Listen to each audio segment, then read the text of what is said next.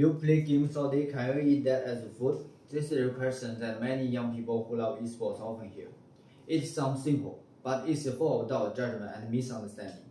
But what if I told you that some of these gamers have made millions of dollars and signed contracts with big companies and even won a world championship will inspire millions of fans around the world? My name is Yang Feiyu, and I'm an esports player like many others. I have faced a lot of pressure and doubt. Even people close to me sometimes don't understand, but I have also seen how big this industry really is. Today, I want to help more people see what esports truly is, not just a game, but a real career and a growing part of modern culture. Let's begin with the most common problem, misunderstanding. Many people think esports is just playing for fun, or that is lazy, childish, and a waste of time. Some think gamers avoid the real life, but that is not true. Studies like one by Rittman at 2020 say that people often look down on esports because of old traditions, and Taylor in 2023 also found that many people don't really understand how esports works. To many people, it still seems like something unreal compared to traditional jobs.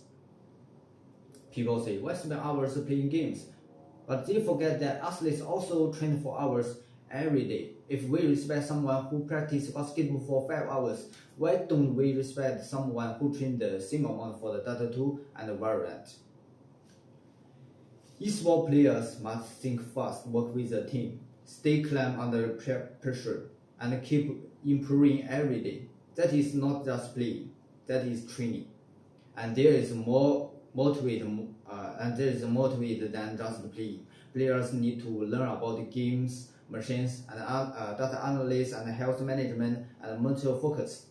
We work with the coaches and psychologists, just like traditional sports teams do.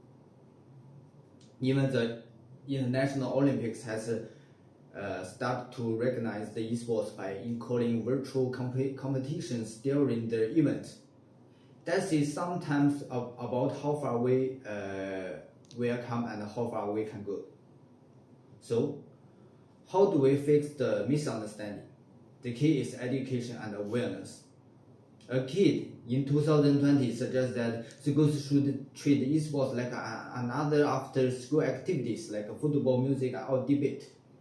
Give students a chance to learn and complete in a structured, healthy way. A study sport by the Zhong at 2024 showed that when schools support esports, both students and teachers start to wear it more actively. In some countries like South Korea and the US, schools have already introduced esports teams, scholarship, and even degrees related to game studies. Just imagine, schools with esports teams class about the game structure, digital wellness and teamwork, or even streaming and video productions. Students wouldn't need to hide their passions, they could to grow with it. Then we need to teach balance. Yes, balance is the key. Esports doesn't mean ignore studies or life. It means learning discipline, time management, and responsibilities. With the right guidance, students can enjoy both schools and gaming and maybe turn their hobby into a job. And what's more, this kind of sports can build confidence. Many students who feel left out in traditional sports find a place to belong in esports. It gives them the identity and a sense of purpose. Now, let's look at the future. What happens when we support esports instead of ignore it? According to Newzone 2023, the global esports industry is expected to make over $1.8 billion in 2024, and that number is keep growing. And it's not just about being a pro player. And SET at 2023 found that many students are finding a new job related to games, like shoutcaster, team costers, and management marketing, and even mental health coaches for gamers.